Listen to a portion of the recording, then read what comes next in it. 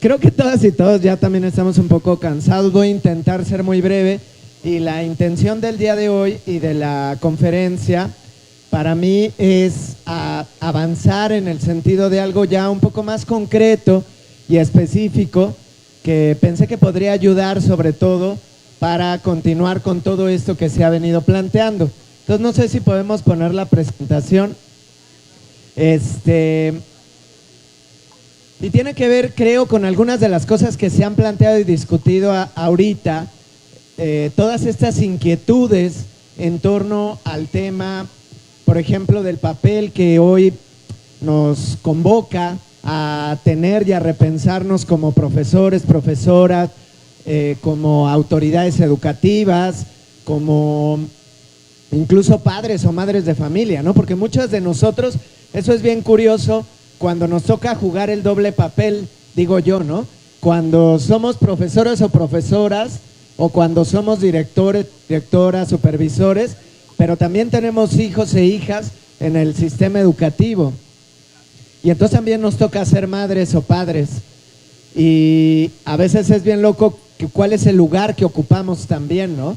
Como a veces como autoridad o como profesor somos como muy rígidos, pero como padre o madre esperamos que la escuela o el profesor o el director de mi hijo sí sea mucho más laxo de lo que yo soy, ¿no? Entonces, ¿a qué voy con todo esto? La idea del día de hoy es que yo les comparto un poco algunas reflexiones basadas en lo que propone y plantea el plan con respecto a la noción de la autonomía profesional, ahí me la quitaron, y cómo esto nos convoca a pensar en el proceso de una construcción dialógica y horizontal. Porque me parece que hay un elemento que es medular y que creo que ha estado saliendo aquí de una o de otra manera.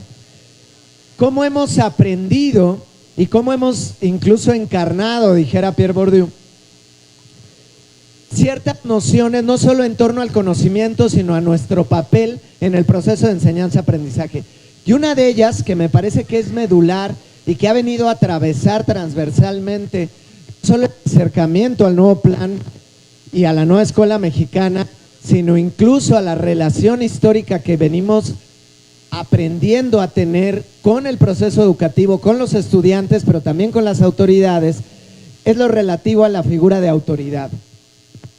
Y la perspectiva de la autonomía profesional, como está visualizada en el plan, nos abre la posibilidad a de antemano ponernos en un lugar que nos invite a cuestionarnos al menos cómo hemos aprendido a ser autoridad y cómo hemos aprendido a relacionarnos con la autoridad. Y entonces hace un momento decía Rosa María, que además siempre me parece bien pertinente varias de las reflexiones que nos comparte, que pareciera que hay como esta idea de nos la pasamos mucho tiempo quejándonos de los formatos y ahora que no hay formato decimos, bueno, ¿y dónde está el formato, no? Y eso me parece que es un ejemplo muy significativo de cómo hemos aprendido a relacionarnos con la autoridad. Yo lo llevaría incluso a ese otro lugar. Venimos de una tradición donde históricamente las y los docentes o distintas figuras educativas también nos hemos quejado mucho y con justa razón de que muchas de las políticas educativas, los planes, los programas se diseñan en el escritorio y no tiene nada que ver con esto que está pasando aquí. Pero hoy que la nueva escuela mexicana y el plan de estudios nos invita a empezar a ser copartícipes, estamos muy preocupados por una necesidad de que nos validen si está bien lo que estamos haciendo. Y entonces eso que reclamamos, hoy que pareciera que no lo tenemos, entonces también lo reclamamos, ¿no? Y bajo una mirada muy binaria y muy simple, pues sería como, ay, pues, es que se me había ocurrido un dicho, pero no es muy grosero, pero pareciera que fuera como, es que nada les parece, ¿no? Es que no están de acuerdo con nada, ¿no? Y sí, pero qué bueno que no lo decimos. Entonces,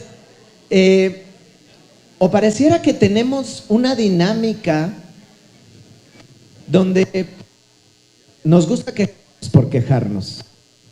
O sea, repito, desde una perspectiva muy binaria, podríamos como explicarlo así y abonar a esta supuesta disputa. Pero en realidad, si le rascamos más detrás, me parece que tiene que ver también con cómo hemos aprendido a relacionarnos con el conocimiento, con la realidad y con las y los otros. Y eso tiene que ver con la forma, como yo decía hace rato, la estructura o el pensamiento positivista de acercamiento al conocimiento nos ha heredado desde una mirada muy binaria, es decir, de que o es blanco o es negro, como si no hubiera grises, y no solo grises, sino como si no hubiera una multiplicidad de colores, y nos ha heredado una perspectiva que también es muy característica del pensamiento colonial y de la estructura colonial, de que nuestra voz, nuestra reflexión y nuestro pensamiento no tiene validez si no está reconocida por una voz específica, autorizada, y que además regularmente es extranjera. Pero claro, no cualquier extranjero, no es un extranjero de Sudamérica, es un extranjero europeo, ¿no?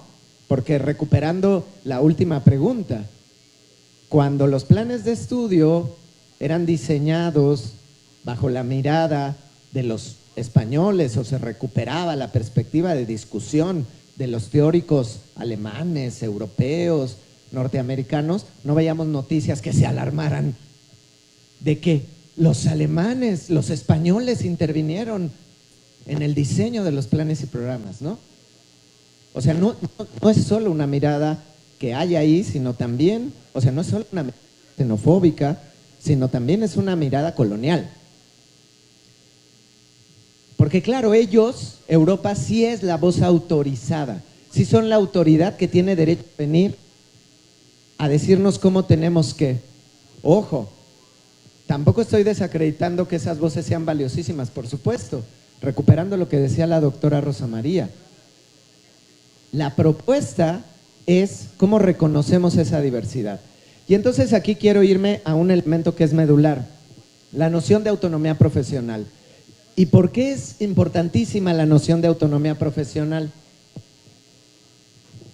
Desde nuestra perspectiva, la noción de autonomía profesional es importantísima porque no solo permite la revalorización de la experiencia, los saberes y el conocimiento que ustedes, que las y los docentes, que las y los supervisores, jefes de enseñanza, ATPs, directores, directoras, tienen, sino porque es también una propuesta y una apuesta que puede permitir transversalizar otra manera de mirar la educación y de hacer educación. Y entonces quiero recuperar algo que hace rato decía yo, que escuchaba, pero no solo me ha tocado escuchar aquí, sino a mí mismo en algún momento también como docente de secundaria, pero también a muchos de mis colegas, la preocupación por del control y la importancia de que nuestros estudiantes, luego como directores, de que nuestros profesores, luego como supervisores, de que nuestros directores y luego como autoridades educativas, de que nuestros supervisores nos obedezcan. Y mientras en el sistema educativo público, mientras en las instituciones públicas venimos reproduciendo una mirada y una preocupación porque nuestros estudiantes, hijos de obreros, campesinos, profesionistas, aprendan a obedecer, las élites, las verdaderas élites, están enseñando a sus hijos a mandar. Y entonces el círculo se cierra. No estamos caminando desde la construcción de la autonomía. Y por eso a nosotras en la Dirección General de Formación Continua nos parece un elemento importantísimo, porque además no podríamos caminar hacia este proceso real de apropiarnos, trabajar, construir, de recuperar este liderazgo pedagógico que parece que se nos despojó y se nos quitó si no partimos de reconocer nuestra propia autonomía. Vamos, si quieren, ahora sí ya la presentación. Entonces, vamos a ver cómo se define. Sí, ya, dale. ¿Cómo se define la autonomía profesional del magisterio en el plan de estudio? En el plan de estudio tiene mencionada la categoría de autonomía profesional del magisterio o autonomía profesional 14 veces, como tal, así como el concepto. Sin embargo, a lo largo de todo el documento, ustedes van a encontrar cómo hay una referencia constante a la importancia de la recuperación de esta revalorización de la figura de las y los profesores, que va de la mano de la autonomía profesional. Se entiende como un ejercicio crítico que practican maestras y maestros durante los procesos educativos, en diálogo constante con las y los estudiantes para decidir alcances y limitaciones de sus acciones pedagógicas dentro y fuera de la escuela. La autonomía, su autonomía, les permite una lectura permanente de la realidad para redefinir su enseñanza, planeación y evaluación de acuerdo con las circunstancias que marca cada proceso en relación con el sujeto y sus saberes. Es decir, la noción de la autonomía profesional, vamos a intentar desarticular estos elementos. La noción de la autonomía profesional primero parte de reconocer a las y los docentes no solo como profesionales de la educación, sino como profesionales con una capacidad de análisis crítico y de un ejercicio crítico. Y aquí habría que irnos hacia la discusión de las pedagogías críticas, ¿no? ¿Qué hablamos y a qué nos referimos cuando hablamos del ejercicio crítico o de la reflexión crítica? Que va más allá de la lógica de mirar exactamente cuál es el error o no de algo para cuestionarlo o para desacreditarlo, sino que implica el reconocimiento de la lectura permanente de la realidad.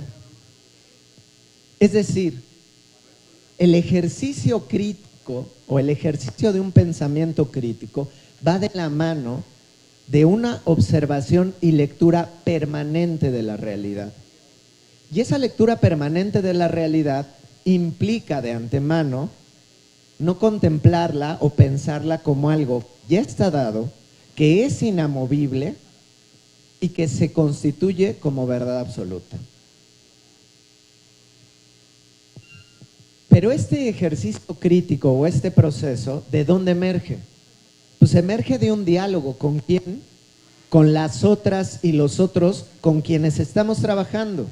Les decía, la importancia del reconocimiento de las y los otros como interlocutores válidos.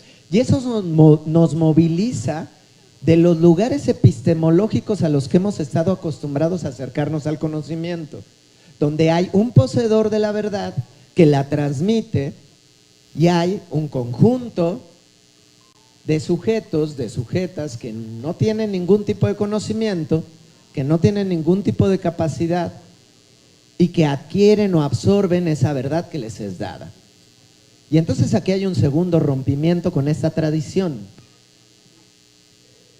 Pero después, este ejercicio crítico que surge a partir del diálogo se focaliza en un proceso muy claro, que es el proceso educativo.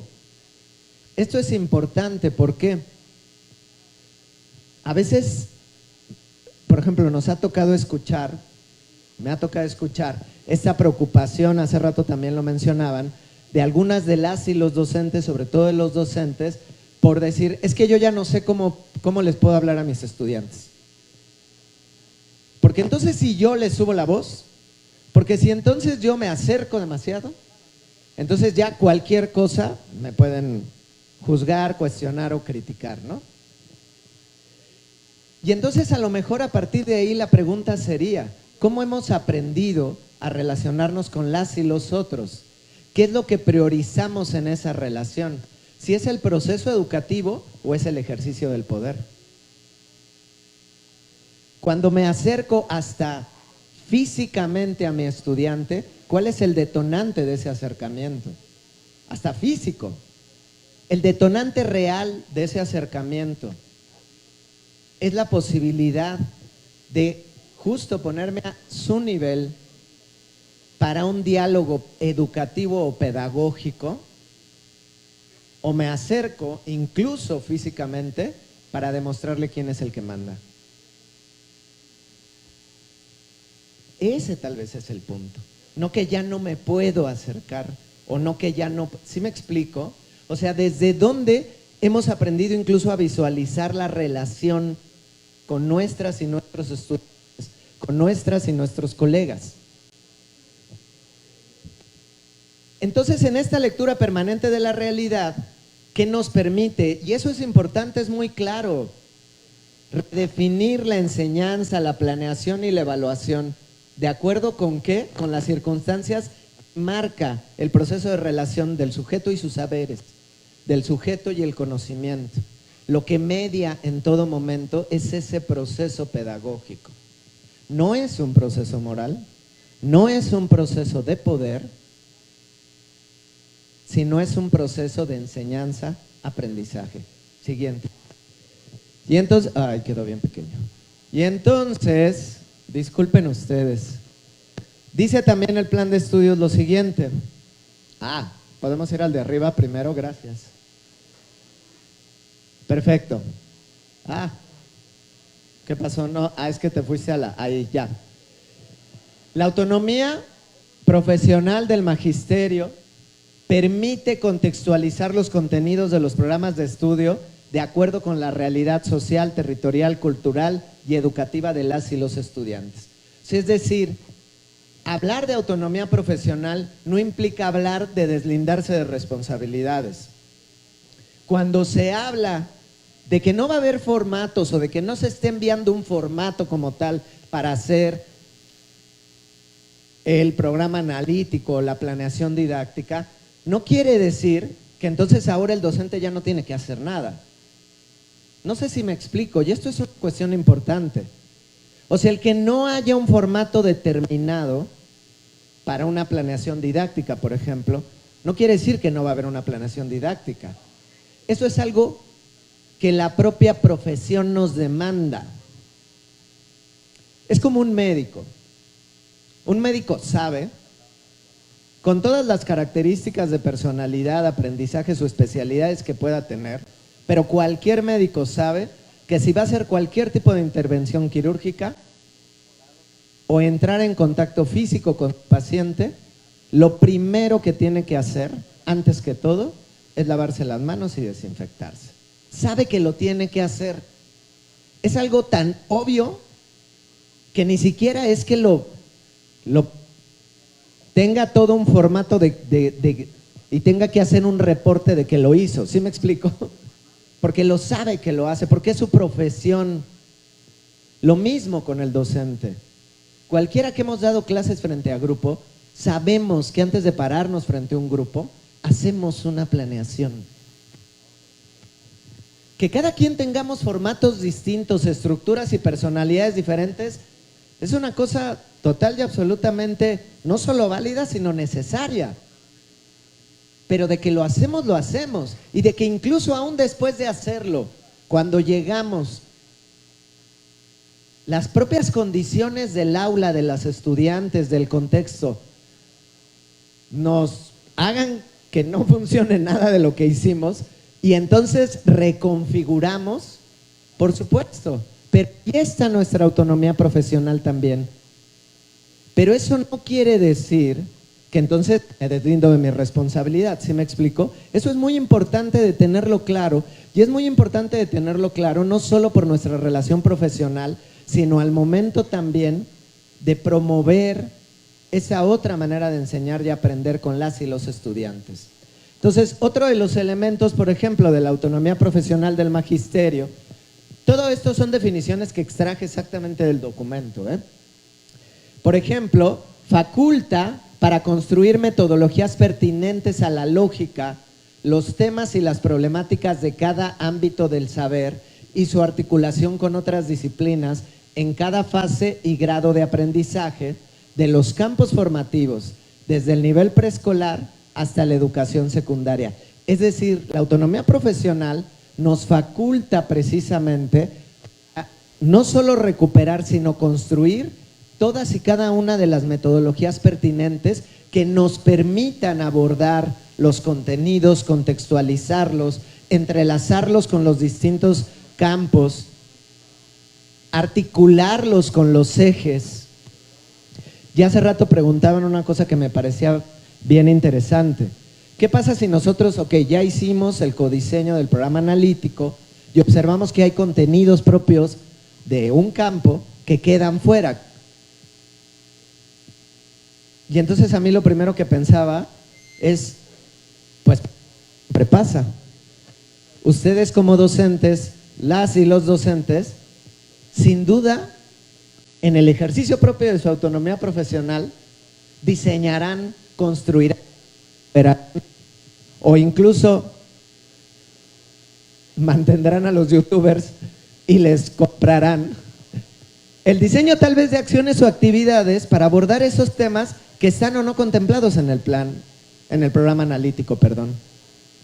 ¿Sí me explico? Es decir, la autonomía profesional no solo me faculta o me permite este diálogo colegiado para la construcción de metodologías, y por eso es muy importante también lo otro que se preguntaba con relación a los libros de texto.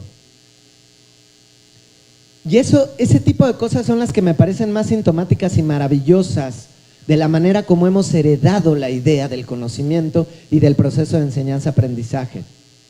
Porque venimos de una tradición justo, y que no es, ojo, no estoy echando culpas a nadie, solo estoy diciendo cómo hemos todos, cultural, socioculturalmente, ido aprendiendo esas dinámicas. Lo digo por mí mismo, como docente, y porque en un orden sistémico se nos ha dado como una indicación también muchas veces. Y entonces tengo que terminar el libro de texto de la primera página a la última, tal cual y como está. Cuando hoy justo la propuesta, por ejemplo, de los libros de texto, es, aquí hay una serie de opciones. Opciones que además, sobra decir, fueron construidas y diseñadas por docentes como ustedes, por directores, supervisores, que mucho tiempo estuvieron también frente a grupo. Pero es eso, es una opción, es un conjunto de opciones. E incluso el libro de texto lo dice, bueno, el documento que se envió como adelanto. Se propone que para este campo, después de un análisis colegiado, observamos que podría servir o funcionar mejor esta metodología para este campo, pero no quiere decir que así tiene que ser. Y en esos espacios de decisión y de decisión colegiada y contextualizada, nuevamente vuelve a aparecer la autonomía profesional. Reconoce por ende entonces las capacidades de quién de ustedes, de las y los docentes, de las y los profesionales de la educación, para establecer las intenciones educativas en el perfil de egreso, en los contenidos de los programas de estudio y su relación con los ejes articuladores en sus respectivos campos de formación, así como el establecimiento de las actividades de enseñanza y aprendizaje, perdón. Es decir, yo les hablaba hace rato del perfil de egreso, ¿no? El perfil de egreso, a todas luces hoy, tiene toda una intención que va más allá de la obtención de una evaluación concreta y estandarizada. Pero esa propia perspectiva dibujada en el perfil de egreso, en términos de la intención educativa, en términos de cómo se aterriza en las planeaciones, en las actividades, en las metodologías, eso es también uno de los elementos que va a emerger de que ustedes y sus colegas de principio reconozcan su propia experiencia como profesionales de la educación, la compartan y colegiadamente la diseñen y construyan. Y por último, Vamos para... ¿Me ayudas? Ahí está. ¿Qué implica la autonomía profesional del magisterio? Implica decidir, esto es muy importante, con sustento en los programas de estudio sobre su ejercicio didáctico, el acercamiento epistemológico de los conocimientos y saberes para establecer un diálogo pedagógico con las y los estudiantes en los procesos de enseñanza y aprendizaje. Es decir, aquí me parece que hay un verbo que es medular, implica decidir. Y como bien se decía hace rato, no se está... Hola, hola. Ya. No se está descubriendo el hilo negro de nada. Varias de los elementos y de las propuestas que establece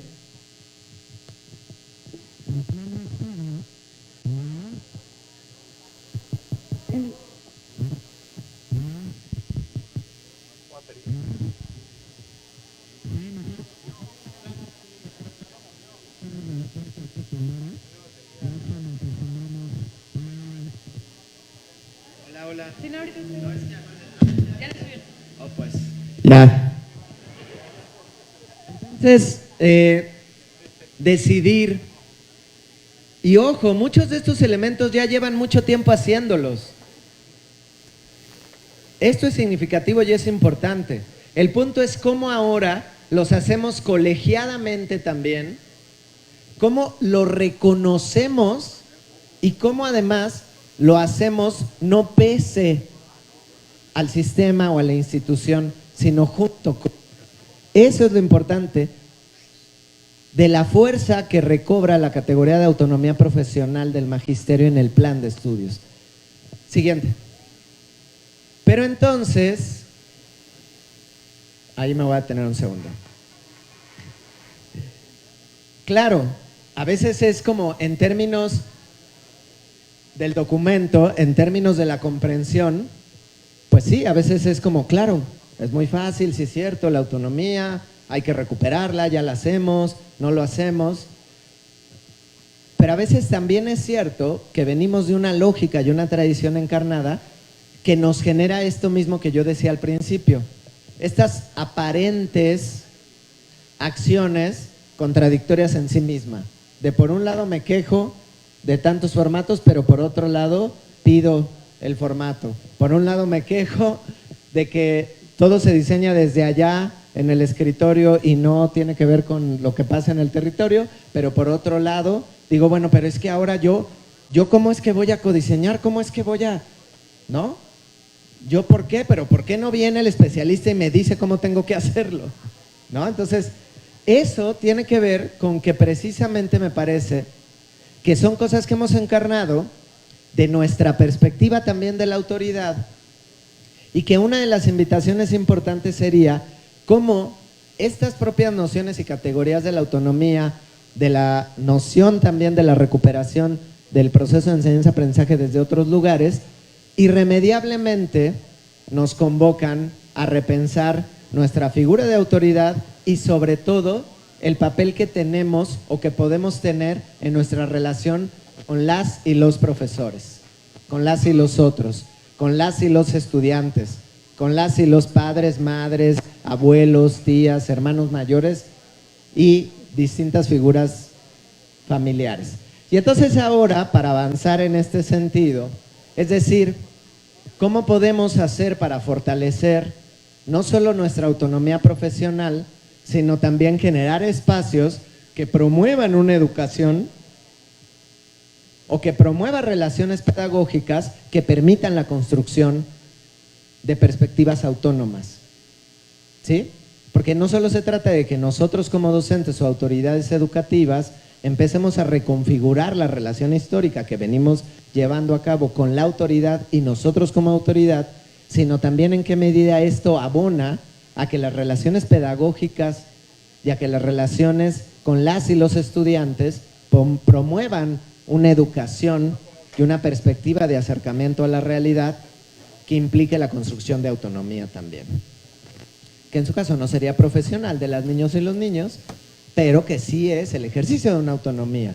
no el ejercicio de una obediencia.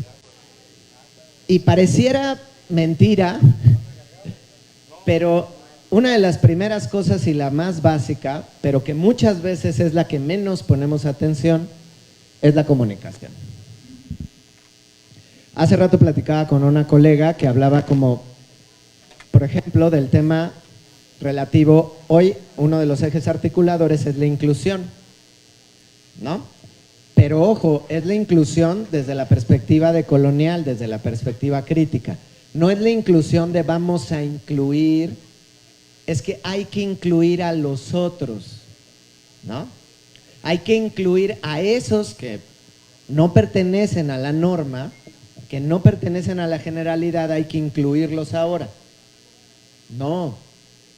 Es la noción de la inclusión que parte del reconocimiento de la diversidad y que reconoce evidentemente que puede haber niños, niñas, niñas y adolescentes que por sus características o por sus neurodivergencias necesiten ciertas atenciones específicas o conocimientos o saberes específicos para trabajar con ellos.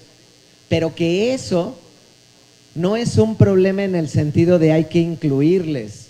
Porque el problema de la inclusión bajo esta otra mirada es reconocer que es un problema social, no es un problema de una institución o de una estructura que tiene que incluir a lo que está fuera de, sino que todas y todos en nuestra diversidad tendremos que reconocer la importancia de llevar a cabo acciones que nos permitan incluirnos. No incluir a los o las otras, sino incluirnos. A partir de reconocer la diversidad y las características y peculiaridades de unas y de otros. Es decir, es despojar la idea de, ese niño tiene necesidades especiales, pues mándenlo conocer. Es sobresaliente, pues mándalo para allá.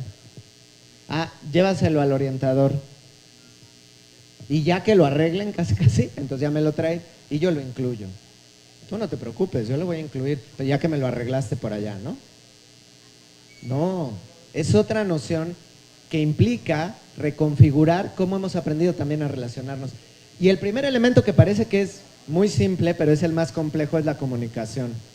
Porque además si revisamos incluso, piensen ustedes hasta en sus relaciones personales, ¿cuántos de los conflictos cotidianos de pareja, laborales, en realidad la génesis está en que ni siquiera establecimos un proceso de comunicación? Hubo algo ahí en la comunicación que se rompió. Entonces, bueno, ahora les voy a traer, y esta ocasión es nada más revisar algunas pequeñas herramientas que pueden servir para la comunicación como una alternativa perspectiva para construir relaciones pedagógicas, dialógicas y horizontales. Siguiente. Y entonces vamos a ver aquí el proceso de comunicación. Bueno, figuras como esta seguro ustedes ya la han visto, ¿no? Es como lo básico de lo básico de lo básico de la noción de la comunicación. Hay una persona que emite un mensaje, que es un emisor, emite el mensaje, hay otra persona u otras personas que son las y los receptores de ese mensaje y que posteriormente emiten un mensaje que va de vuelta a la primera persona y eso construye una comunicación, ¿no? En un primer momento esto es, pues, digamos, como lo más simple o sencillo. Sin embargo, esto se empieza a complejizar, primero que nada, si partimos de reconocer una cosa muy clara. Esta persona y esta persona son eso, personas. ¿Y por qué lo obvio que parece tan obvio? Pues no lo es. Porque el mensaje que va a ser dicho, que es recibido, implica un proceso primero de codificación. Cuando emito un mensaje lo que estoy haciendo es codificar, pero no solo codifico nociones, sino que estas nociones van acompañados de sentimientos, expectativas, percepciones, contexto. Entonces ya no es nada más un mensaje, o sea, es decir, ya no nada más es la reproducción de una serie de palabras, pero la otra persona que lo recibe tiene que decodificar. pero no solo tiene que decodificar o no solo decodifica las palabras que le son dichas, sino que esa decodificación muchas veces viene interpelada por una interpretación y además se decodifica también a partir de los referentes, ideas, emociones y contexto que está esa persona viviendo. De tal que cuando vuelve a emitir el mensaje de respuesta, otra vez sucede lo mismo, pero ya con todo lo que viene cargado. No sé si me explico. Y eso estamos pensando en una comunicación solo de dos personas de algo muy simple, aparentemente. Entonces, ¿qué es lo primero que encontramos? Que la comunicación, es decir, escuchar y comprender, no es algo que sea tan simple, en el que no solo intervienen palabras. Es que ya se los dije ayer en la clase. Ay, profesor, es que el último consejo técnico ya les dijimos que tenían que avanzar en el inicio del codiseño. Sí, pues sí, esas fueron palabras, pero ¿cuál fue el contexto en el que se dijo? Lo mismo que ustedes decían, ¿cuánto fue el tiempo que dedicamos a ello? ¿Qué tanto realmente lo discutimos? ¿Cuáles fueron los distintos referentes que verdaderamente recuperamos o no? ¿Qué tanto nos dimos tiempo para ello? ¿Qué tanto realmente lo hicimos y qué tanto simulamos que lo hacíamos? ¿No? Entonces, no es tan simple. Y por ende, pues es algo que debe de practicarse y perfeccionarse. ¿Por qué? Porque muchas veces creemos que basta nada más con emitir el mensaje.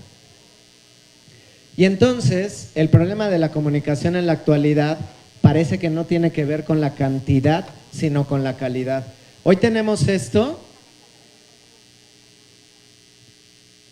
que a nosotros, o sea, sí, yo sé, a veces nosotros como adultos y más como profesores, nos preocupa, nos molesta y nos incomoda mucho cómo los estudiantes están todo el día pegados aquí. Pero algunos de nosotros hemos hecho el ejercicio de mirar cuánto tiempo nosotros estamos pegados ahí.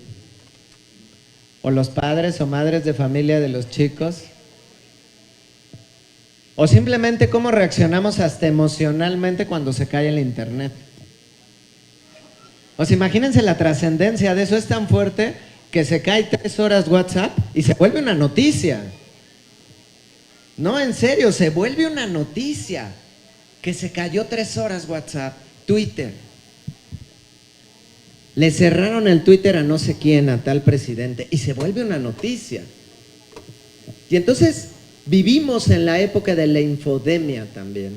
Tenemos muchísima información, aparentemente hay una comunicación constante, aparentemente hay mucha comunicación, pero seguimos sin poder ponernos de acuerdo. Pero seguimos yendo al concierto para preocuparnos más por grabarlo antes que por disfrutarlo. Pero seguimos yendo a las reuniones familiares y nos preocupa más cómo va a salir la foto antes de lo que podemos estar o no viviendo en ese momento. Y no digo que sea todos los casos, a lo que voy es el que haya más opciones de comunicación no quiere decir que haya una mejor comunicación, ni de nuestras ideas, mucho menos de lo que pensamos o sentimos. Siguiente. Entonces, lo que decimos sin palabras siempre tiene más peso. Y esto es una cosa muy interesante. De todo lo que yo ahorita estoy diciendo, de todo lo que nos compartió la doctora Rosa María Torres, de las reflexiones que se han llevado a cabo, en ustedes va a tener el impacto de las palabras dichas. Vamos a recordar el 7% de las palabras, no sé si me explico. Pero la manera como fueron dichas, es decir, el volumen de la voz, la entonación, eso nos queda aproximadamente entre el 38 y el 40% de lo que se comunica, es lo que nos significa. Pero el lenguaje corporal es lo que termina cobrando mucho más relevancia.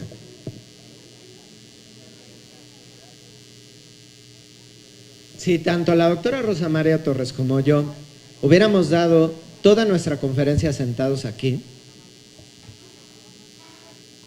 y así, evidentemente hubiera implicado una cosa total y absolutamente distinta para ustedes, ¿no?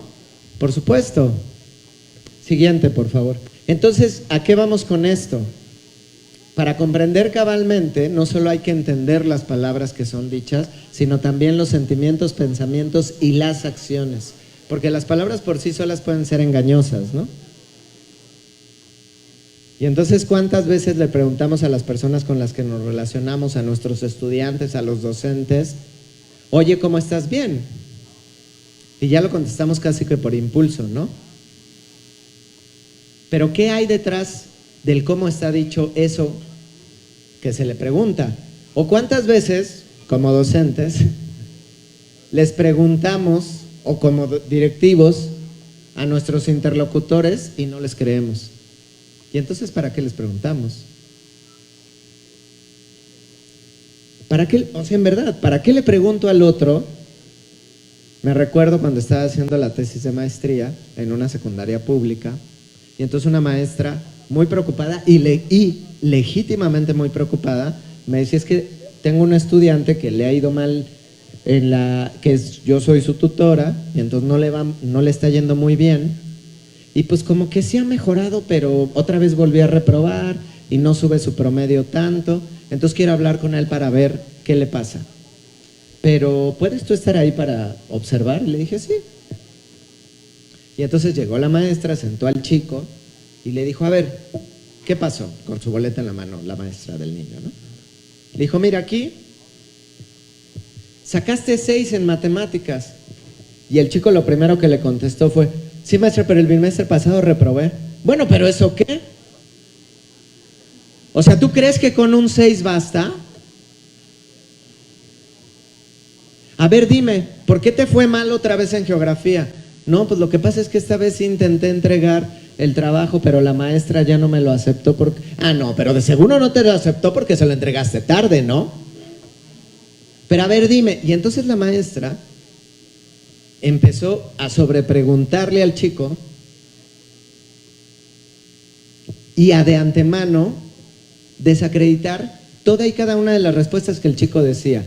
Yo no dudo que la intención de ella haya sido una preocupación legítima, lo era, pero no estaba escuchando al estudiante. Porque incluso para la mirada del estudiante, pues sí, el bimestre pasado sacó 5 y ahora sacó 6. Eso es un avance, a lo mejor no es el que uno quisiera, pero lo es. Eso, por ejemplo, es una de las principales cosas que obstaculizan la comunicación. Siguiente. Entonces vamos a ver ahora algunos de los obstáculos a la comunicación. Y ya ustedes me dirán si alguna vez les ha pasado. No lo sé. Por ejemplo, criticar. Cuando vemos la actitud de alguien o algo, o que llevó a cabo algo, y lo primero que hacemos es criticarlo, es decir, desacreditarlo. ¿Qué pasa cuando estamos criticando al otro o a la otra? Ojo, no es lo mismo hacer una retroalimentación, porque si yo quiero hacer una retroalimentación legítima, me acerco con esa persona y le digo, oye, fíjate que vi que hiciste esto, a mí se me ocurre que tal vez podría ser de esta manera. Pero cuando yo veo que lo hace, y volteo con mi compañero y le digo, uy, ¿ya viste? Y además está calvo. Uy, no. Y todavía se atreve a pararse aquí a hablar frente a los profes. Uy, no. Uy, ya viste, está bien chavo, ¿no? Entonces ahí, ¿qué es lo que estoy haciendo? Estoy negando y restando importancia al comportamiento de la otra persona. Y parece mentira, pero las y los y les niños, niñas, adolescentes y jóvenes observan constantemente. Y cuando lo hacemos, lo ven. Y no dicen nada tal vez, pero lo ven. Más si son adolescentes. Insultar. Y ojo, insultar no solo implica utilizar palabras altisonantes, ¿eh? A veces estamos muy acostumbrados a insultar la inteligencia de las personas. Lo hacemos mucho con nuestros ancianos, ¿no? Yo tengo una tía que envejeció Y entonces, como la mayoría de sus hijos se fueron de la Ciudad de México, acordaron que la iban a llevar a Morelia, que es donde vivían 2 de sus hijos, porque los otros vivían en otras ciudades. Y entonces primero le dijeron: mamá, ven, estate unos días, sirve que estás con tus nietos. Y esos días se convirtieron en semanas y en meses. Y después de varios meses, un día le dijeron: ¿sabes qué, mamá? Te vamos a traer tus cosas para que no las extrañes. Y después de que le llevaron sus cosas, vendieron la casa. ¿Y ustedes creen que mi tía no se dio cuenta? Desde el primer día que se la llevaron, que pasaron varios días y no regresaba, un día le habló llorando a mi mamá para decirle: ay, hermana, es que yo sé que mis hijos me quieren mucho y yo disfruto mucho de estar con mis nietos, pero ahora ya me dijeron que me van a traer las cosas para que no las extrañe.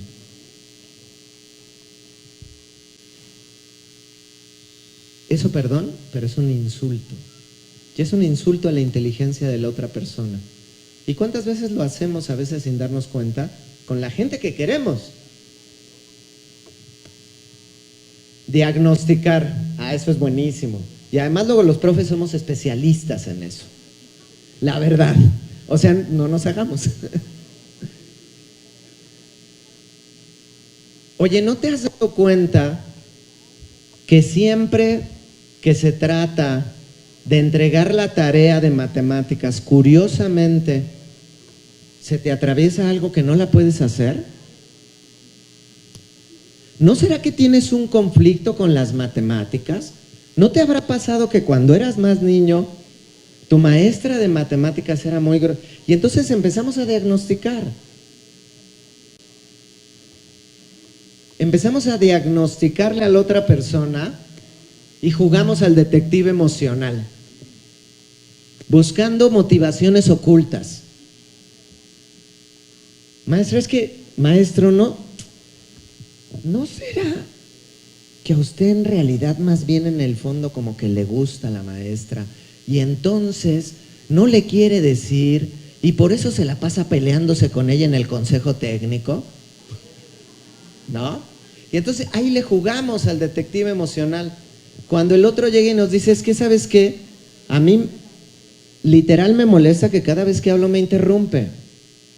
Ay, no, maestra, ¿no será que a lo mejor lo que pasa es que a usted le gusta mucho al maestro y él le emociona y por eso le interrumpe? Pues no. Y si sí, ¿cuál es el problema? El punto es que a ella le molesta que lo interrumpan cuando está hablando, porque además a todos nos molesta que nos interrumpan cuando estamos hablando. Pero ya le jugamos al detective. Alabamos para manipular. Híjole, esa es otra de nuestras especialidades.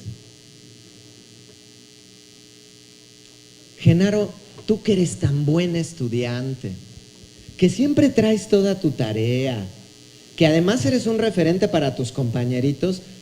Mira, voy a ir aquí rápido a ver una cosa a la cooperativa. Encárgate del grupo. No, y no solo para eso, digo, estoy sobreexagerando, pero a lo que voy es, ¿cuántas veces no alabamos a los otros? Bueno, hasta muy comúnmente de broma lo hacemos. Amigo de toda la vida, tú el más buena onda. Ya me vas a pedir dinero, ¿verdad? ¿No? O sea, es decir, hay una... ¿Pero qué hay detrás de eso? Ay, ya me lo quitaron. ¿Pero qué hay detrás de eso? Cuando recurrimos a hacer elogios constantes para que las personas cambien su comportamiento, en realidad pareciera que lo que hay detrás es nuevamente el objetivo de controlar al otro. ¿Y entonces qué generamos? Pues que la otra persona se vuelve cautelosa, se pone irremediablemente a la defensiva. Y lo más riesgoso, sobre todo cuando trabajamos con niñas, niños y adolescentes, nunca reconoce que eso, que sí puede ser una virtud, lo sea. Porque como Pedro y el Lobo, está tan acostumbrado a que se lo digamos porque le vamos a pedir algo, que en realidad crece pensando que eso que sí puede ser una virtud no lo es. O que la virtud tiene la facultad o el objetivo de servir como moneda de cambio. Siguiente. Por ejemplo, otro de los obstáculos, y aquí sé que muchos nos va como a saltar, dar órdenes. Y esa también es otra de las cosas muy cotidianas de la lógica de la figura de la autoridad, dar orden. Y hace rato yo les decía una cosa bien importante. Todas y todos, decía yo el ejemplo del médico, tenemos una responsabilidad profesional. Y esa responsabilidad profesional nos circunscribe, aunque no queramos, a ciertas estructuras, lineamientos y límites. Pero muchos de esos no los ponemos nosotros. Es decir, yo docente tengo que entregar calificaciones. Y tengo la obligación de entregar calificaciones, justo lo que decía la doctora Rosa María. Incluso el sistema educativo a veces necesita esos procesos hasta por cuestiones estadísticas, pero eso es un proceso de acreditación y que tengo un tiempo para ello.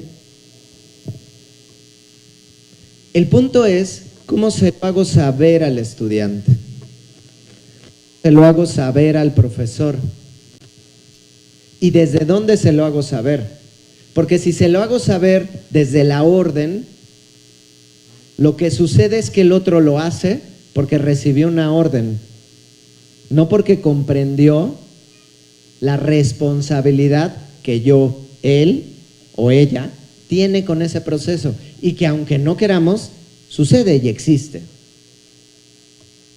¿Sí? Entonces, cuando yo te doy una orden y lo que hay per se es la orden, no te informo, a ver, necesitamos hacer esto. Yo tengo la obligación, ustedes también, de hacer eso. Y en todo caso, dentro de eso hay límites que están dados y acordemos esos límites o acordemos cómo cumplir con lo que nos corresponde para no transgredir el límite.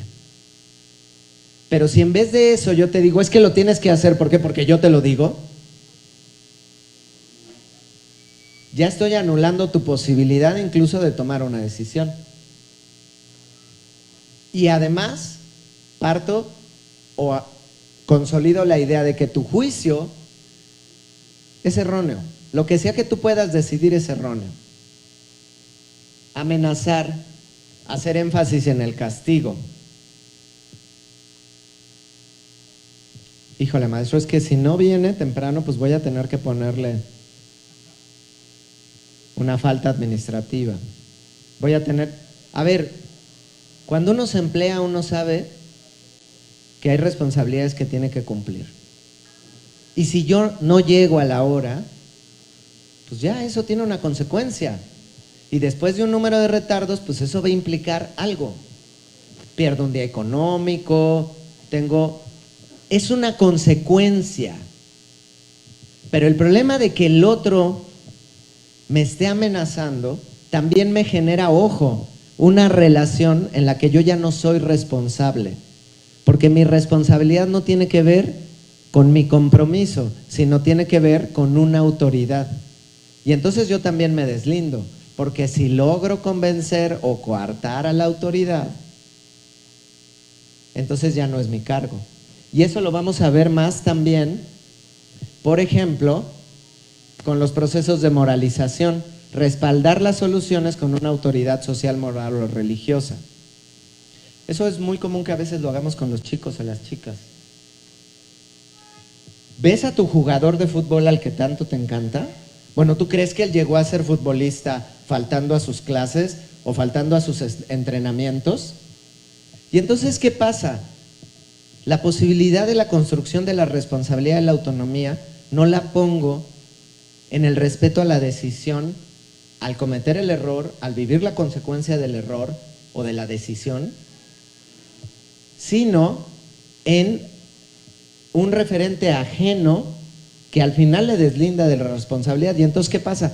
Cuando ese futbolista, que era el referente en el que yo me basé para decirle al chico bla bla, comete un error o resulta como Dani Alves, ¿no?, que abusa sexualmente a una chica, como yo ya moralicé a esa persona, ya también entonces le construí otro referente, le validé otra acción.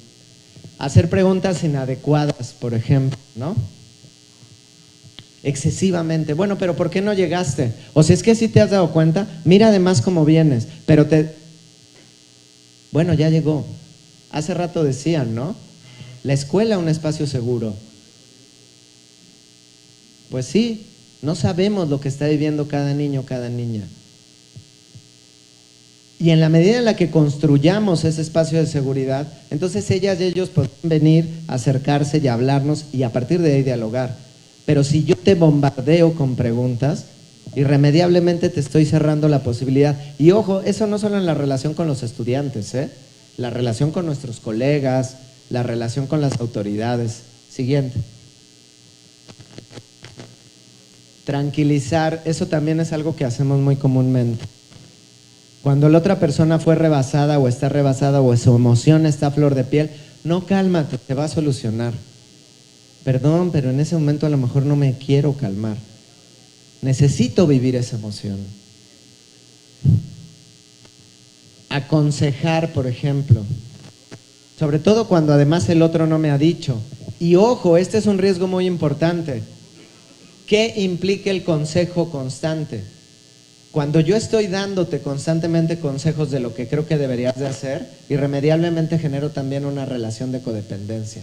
No es lo mismo que colegiadamente discutamos un problema, lo platiquemos, un problema contextual, un problema que nos implica, a generar esta relación individual que además se vuelve codependiente y que nos llena de una responsabilidad que no es nuestra, Porque el día de mañana, cuando las cosas no salen como nosotros o salen positivamente para la persona a la que aconsejamos, ¿a quién va a culpar? Pues a nosotros. Desviar, eso también es muy característico del adultocentrismo, ¿no? Uy, sí, pero ¿tú sabes lo que yo tenía que hacer para venir a la escuela a tu edad? No, ahora todo lo tienes muy fácil. Y sí, a lo mejor tus papás a veces no te hacen caso, pero ahí tienes el celular. Ahí bien pudiste preguntar al Google, ¿no? Para que te diera la respuesta de la tarea y no la hiciste. ¿Tú sabes lo que yo tenía que hacer para poder ir a la biblioteca? ¿No?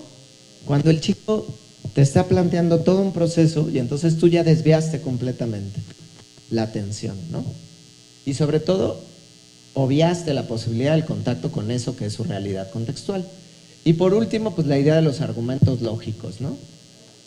Estar siempre como argumentando y construyendo una lógica, porque además esa lógica muchas veces es la lógica que responde a mi pensamiento, no al contexto propiamente. Ya, siguiente. Y entonces vamos a terminar un poco aquí. ¿Cuál es una de las primeras propuestas, una de las herramientas más importantes? Pues la escucha activa, ¿no? Yo sé que esto parece como cualquier cosa, pero en verdad a veces, precisamente en los pequeños detalles más nimios, es donde vamos perdiendo muchas cosas. Hay mucha preocupación, por ejemplo, con relación a, bueno, ¿cómo vamos a hacer ahora para abordar varios de los elementos que implican la inclusión, la igualdad de género? Pues sí, no todos sabemos tal vez de esos temas, porque venimos de otra generación, porque nuestro propio contexto nos demanda otros elementos. Pero ¿de qué manera vamos a poder acercarnos incluso a esos temas? ¿De qué manera vamos a poder también provocar e invitar a desarrollar esas características, esas habilidades, ese perfil en los chicos? Pues aceptando primero que nada que ni somos los poseedores de la verdad, escuchando los contextos reales en donde se encuentran y permitiéndonos reconocer a nosotras y a nosotros también como interlocutores válidos. Entonces, ¿cómo podemos construir una autonomía? Y decían hace rato, no basta a veces el consejo técnico. Sí, tal vez, pero también ¿qué tanto estamos haciendo con esos espacios? ¿Qué tanto realmente estamos generando procesos de diálogo colegiado? Y entonces a lo mejor uno de los primeros elementos para avanzar en ese proceso colegiado, pues es la escucha activa. ¿Y qué es la escucha activa? Pues es una herramienta muy simple, pero al mismo tiempo muy compleja. Es el intento que hace el que escucha o quienes escuchan por replantear el sentimiento y contenido de lo dicho por quien habla.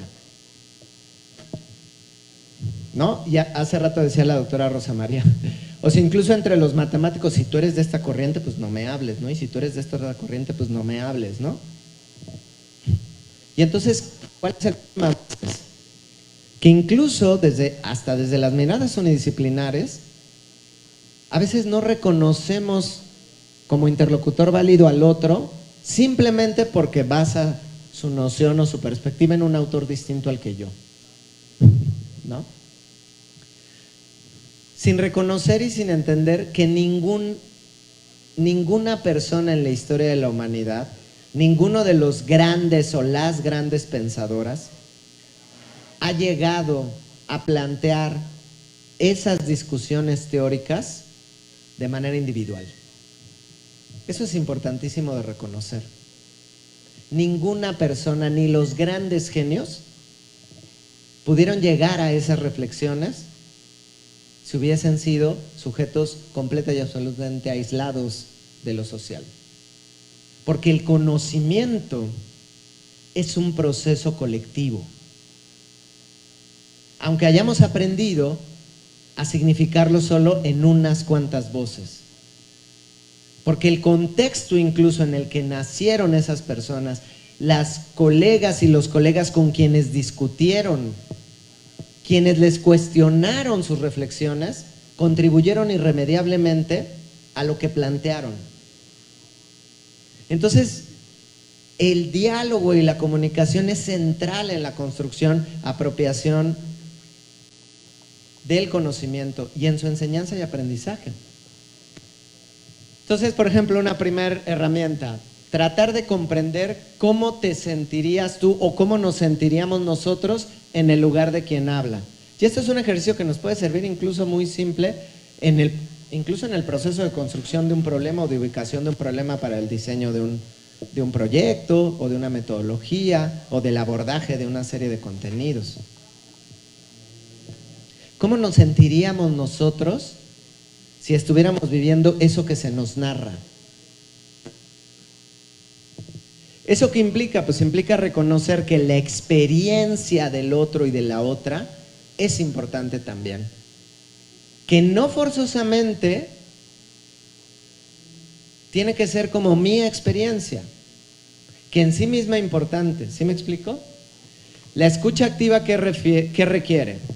Captar la idea central, eso es muy importante. Es decir, si estamos empezando a trabajar colegiadamente, que esa es una de las invitaciones ahora en el Consejo Técnico Escolar, y en efecto, no quiere decir que antes no sucedía, pero lo que es real es que institucionalmente muchas veces se daba mucho más prioridad a la utilización de ese espacio para llenar un formato que para discutir o dialogar entre docentes.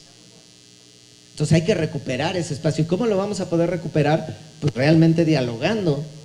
¿Y cómo vamos a construir un trabajo dialógico que recupere nuestros saberes y experiencias?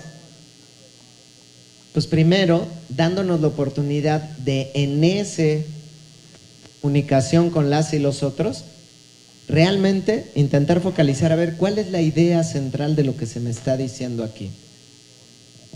O sea, si estoy dialogando con mis compañeros, supongamos en secundaria, que dan matemáticas y yo doy química o doy inglés, por ejemplo, y entonces estamos dialogando sobre un contenido y la posibilidad de la construcción de un proyecto, y entonces observo cómo el profesor o la profesora de matemáticas está verdaderamente preocupado y angustiado y enojadísimo porque no se está tomando en cuenta la importancia de, no sé, el trinomio cuadrado perfecto, por decir algo. Y entonces, muchas veces, bueno, a ver, profe, pues usted puede hacer una planeación didáctica y ya darlo cualquier otro día. Ya se lo dijo la doctora Rosa María, ya se lo dijeron en la SEP. O sea, no importa que no venga ese contenido aquí.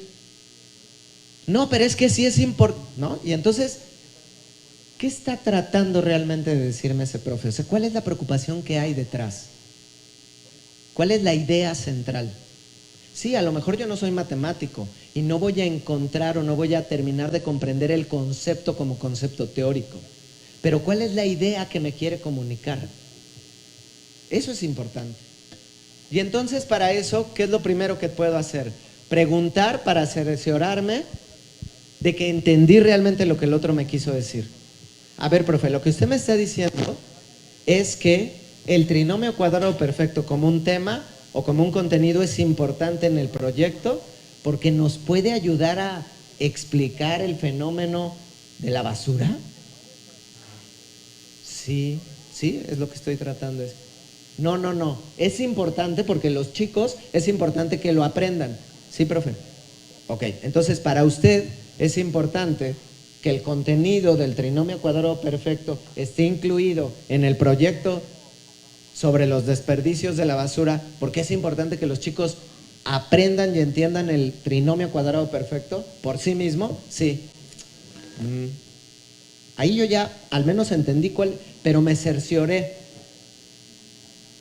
Y entonces eso me puede provocar a intentar entonces avanzar en clarificar por qué eso es importante para él. A ver, profe, ya entendí. Para usted es muy importante el trinomio cuadrado perfecto dentro del proyecto de la basura. Lo que no me queda claro es dónde está la relación de ese concepto con el problema de la basura. Ah, pues claro, ¿cómo que no lo habías visto? Pues mira, está en ya a lo mejor él ya, pues igual no te entendí mucho, pero ya comprendí que desde tu mirada puedes permitir aterrizar ese contenido en este proceso o en este fenómeno. Pero si ni siquiera te pregunto, no, profe, es que no tiene sentido, usted es muy terco. No podemos avanzar así. Y entonces ya, en efecto, no podemos avanzar así. Y entonces, ¿qué hago? Pues replanteo lo que creo haber escuchado para que quien hable aclare su idea, que es un poco el ejercicio que acabo de hacer, ¿no? Y se dan cuenta, es una práctica como, pues muy simple, que lo ha recuperado la mayéutica, varias perspectivas, pero que parece mentira y a veces se nos olvida un chorro. Entonces vamos a ver algunas otras herramientas para terminar ahora sí ya. Siguiente. Por ejemplo, las herramientas para la escucha activa. Estimule. Comuniquemos a nuestros interlocutores que tenemos interés en lo que está diciendo. A ver, profe. Sí, o sea, creo que ya entendí, pero dígame un poco más, porque yo la verdad no sé mucho de matemáticas. ¿Cómo es que usted encuentra esa relación con el tema de la basura? Entonces, es diferente a, no, pues es que yo no entiendo nada, pero bueno, está bien, profe, si usted dice que tiene relación, pues tiene relación, ya, pónganlo. ¿No? ¿Y cuántas veces no hacemos eso sin darnos cuenta? Aclare, las aclaraciones sirven para entender lo que se ha dicho. A ver, no estoy seguro de que entendí. Sí se refiere a esto, no sí o no. Replantee, un poco es el ejercicio que acabamos de hacer. Siguiente. Refleje. Esto es muy importante. Y eso, por ejemplo, es algo que a veces nos pasa con los estudiantes, ¿no? Es que ya vino. Un niño va y le pega a la compañera. Entonces, a ver qué pasó, ¿por qué le pegaste? Es que me quitó mis plumones. Ok. ¿Y por qué le quitó? No, es que los plumones eran míos, profe, y yo se los había prestado y se agandalló y luego no me los quiso devolver, entonces yo fui y se los quité, ¿no? Y entonces ahí se arma todo. A ver, ojo, ok, entiendo que te hayas molestado porque te quitara los plumones, pero eso no implica que tengas el derecho de pegarle. Pero parto de antemano de reconocer que tu experiencia y la emoción que pudo haber devenido de esa experiencia es válida. Lo que no es válido es el ejercicio de la violencia. ¿Sí me explico? Esto es importante. Resumir, replanteemos las ideas principales o fundamentadas expresadas en el objetivo. A ver, ok, ya concordamos todos con que este proyecto puede involucrar física, matemáticas, biología, educación física, inglés, lenguaje. ¿Estamos de acuerdo? Sí. Y ya acordamos que puede incluir 3 contenidos de física, 2 de matemáticas. A veces parecen cosas obvias, pero no las hacemos y ahí se pierden los detalles. Y entonces después, al momento de hacer el proyecto o al momento de hacer el trabajo colegiado, ay, no, es que eso a mí no me tocaba. Pero porque ni siquiera resumimos ni conjuntamos, construyamos acuerdos, reconozcamos la valía de las otras personas y mostremos también el reconocimiento y el afecto por el esfuerzo, lo que les decía del estudiante, ¿no? Sí, entiendo que hiciste un esfuerzo importante y ya no reprobaste. Me parece que eso es muy significativo. Ahora vamos a seguir echándole ganas para que la siguiente ya no sea 6, sino sea una calificación mejor, porque sé que tú puedes hacerlo, ¿no? Siguiente.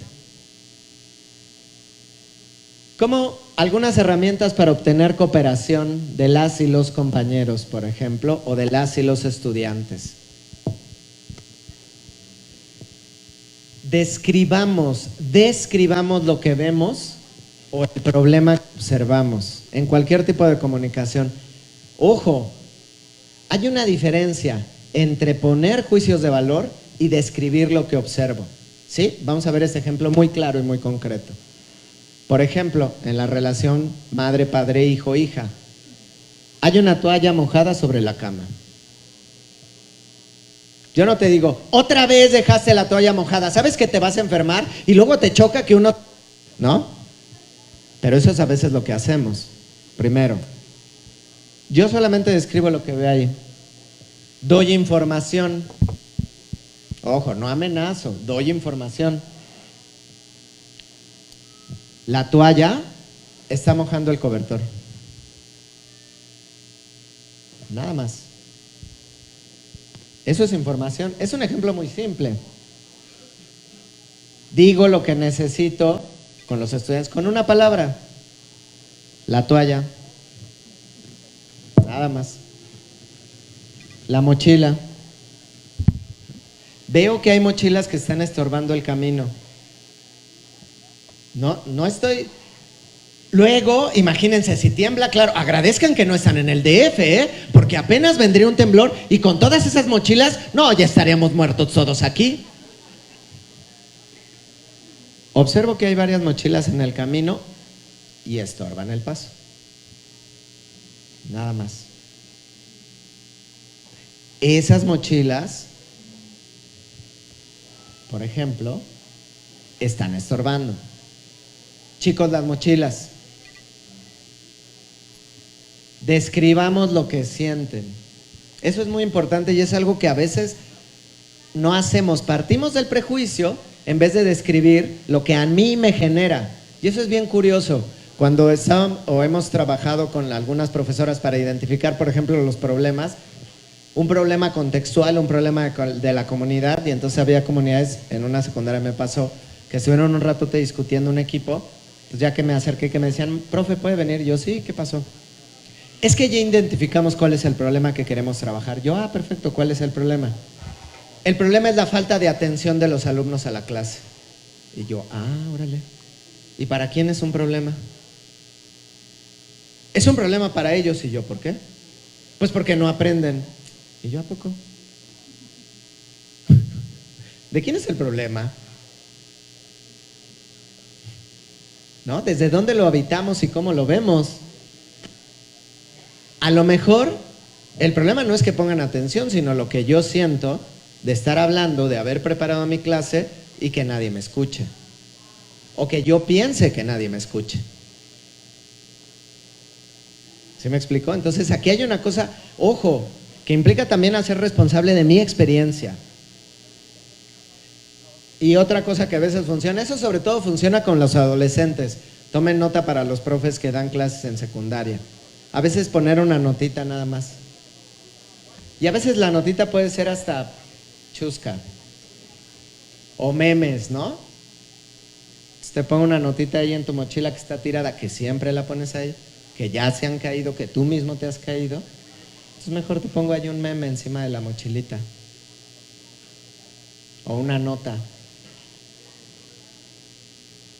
No, iba a ser otro chiste, pero no tampoco. Pongo una nota, ¿no? Que pueda ser hasta chusco. No me molesten, estoy descansando. No me importa tirar a los compañeros, ¿no? Siguiente. Esas son, por ejemplo, herramientas que pueden ayudar. Otra. ¿Cómo ayudar a nuestras y nuestros compañeros, nuestras y nuestros estudiantes a enfrentar los sentimientos? O a enfrentarse o a asimilarlos. Todas y todos necesitamos que nuestros sentimientos y emociones sean aceptados.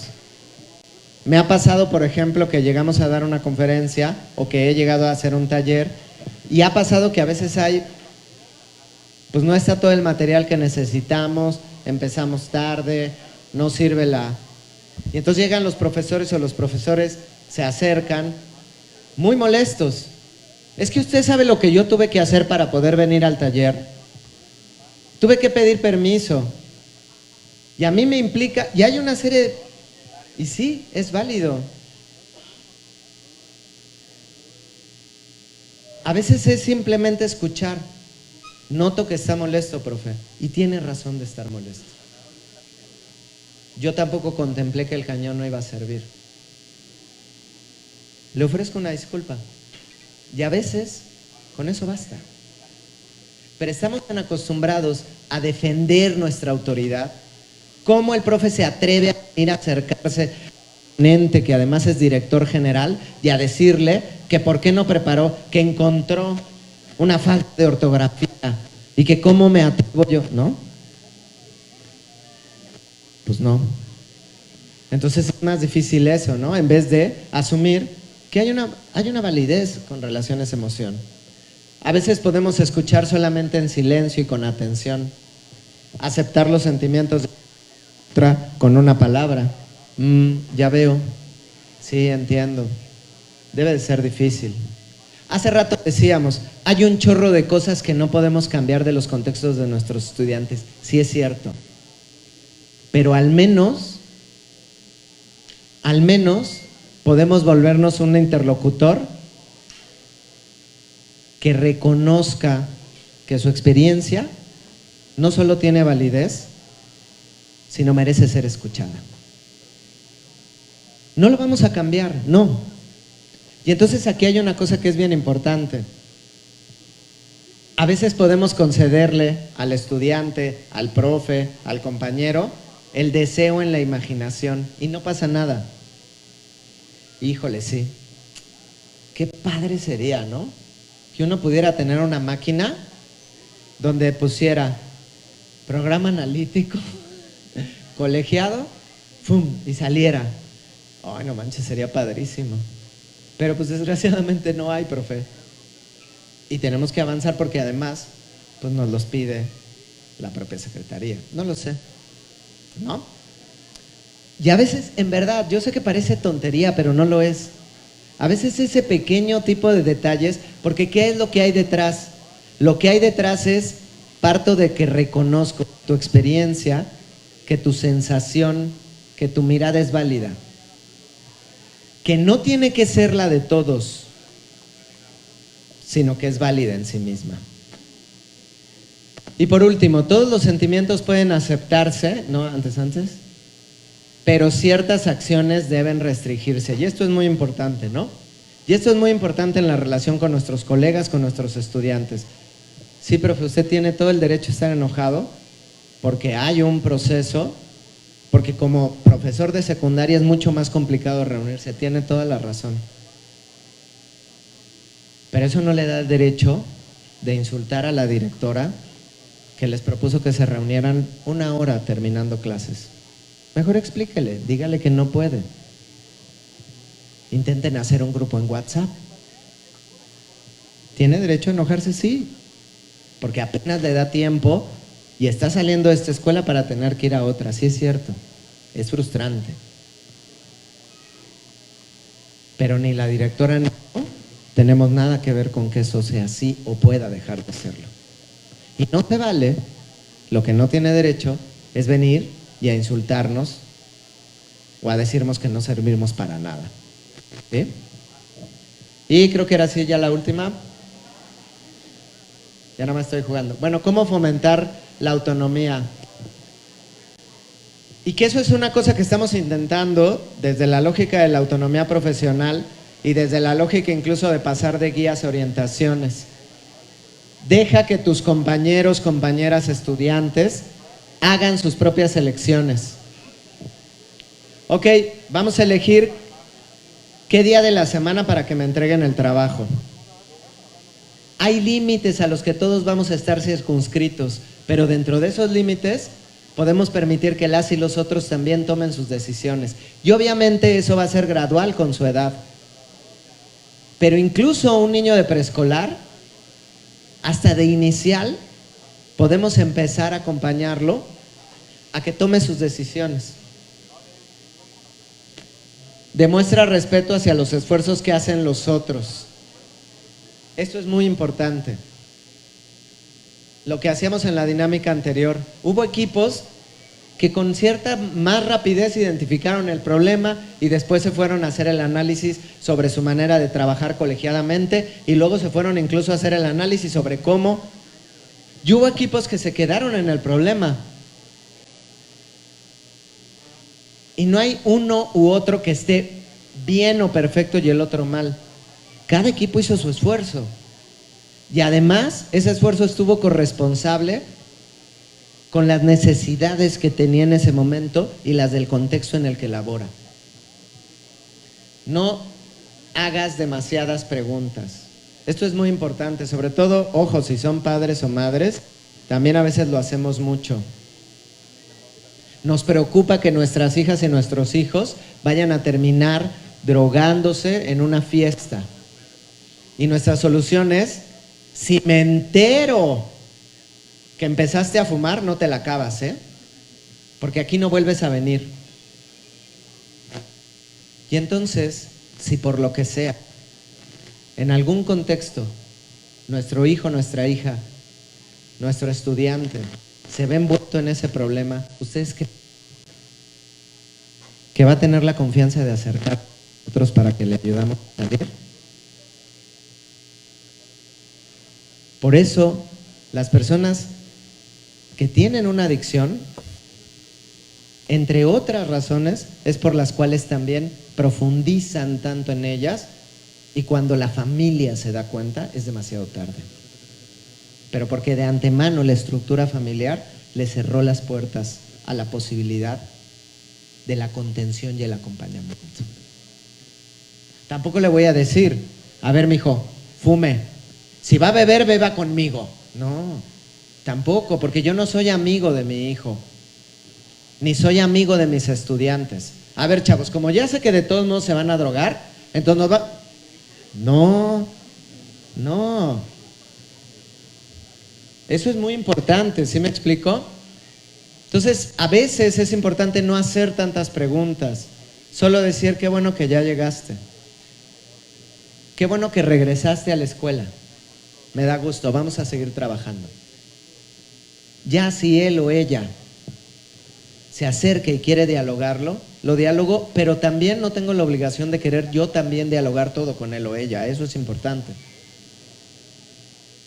Tengo todo el derecho también de escucharle y decirle, híjole, eso yo no te lo puedo resolver, pero aquí voy a estar para escucharte.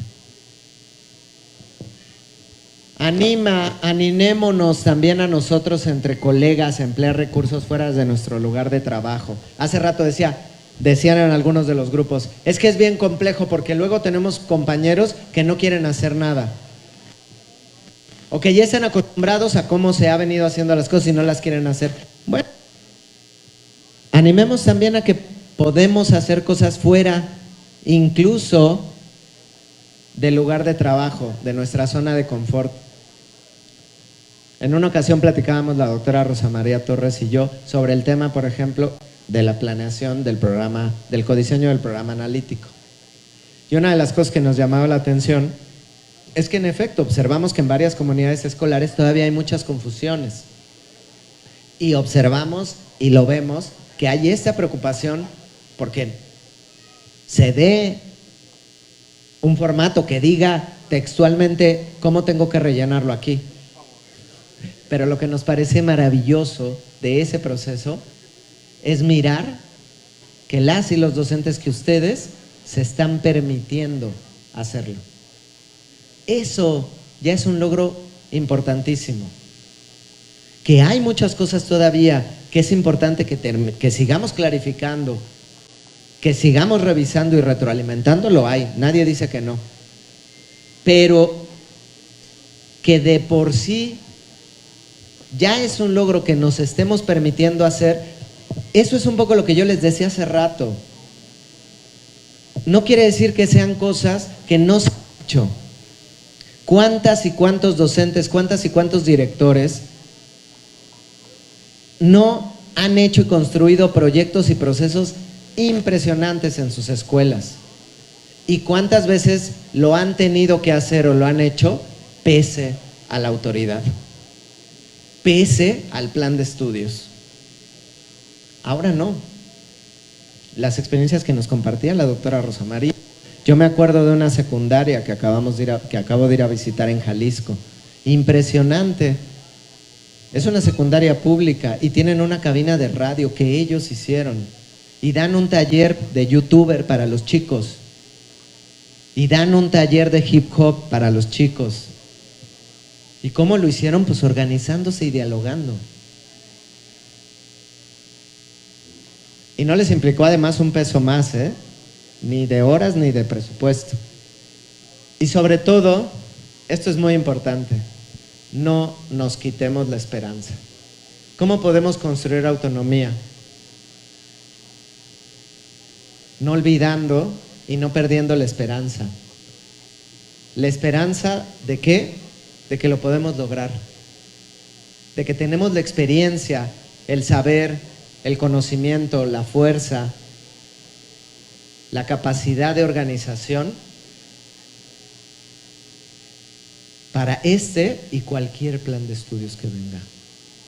Porque lo importante no es la categoría, es cómo estamos caminando hacia la construcción